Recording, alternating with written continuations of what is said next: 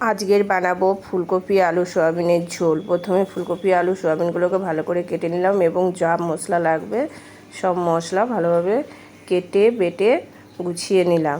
এরপর কড়াইতে তেল গরম করে আলুটা ভেজে নিলাম লাল লাল করে এবং ফুলকপিও তার সেই তেলে ভেজে নিলাম। ফুলকপি ভাজা হয়ে গেলে সয়াবিনটাকেও একটু তেলের উপর নেড়ে নেব।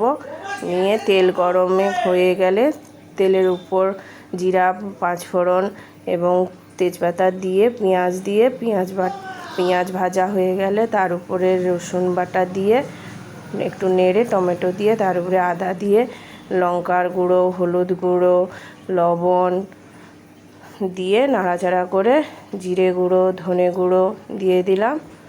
দেওয়ার পর আলু আর সয়াবিনটা সেই মশলার উপর দিয়ে দেব। নেড়ে চেড়ে জল দিয়ে দেব।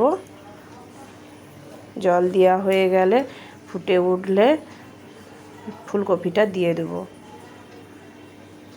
ফুলকপিটা ফুটে উঠলে ফুলকপিটাকে একটু নাড়াচাড়া করে ফুটিয়ে নেব। ফুটিয়ে নেওয়ার পর গরম মশলা উপর দিয়ে ছড়িয়ে দেব এবং তারপরে ধনেপাতা দিয়ে দেব।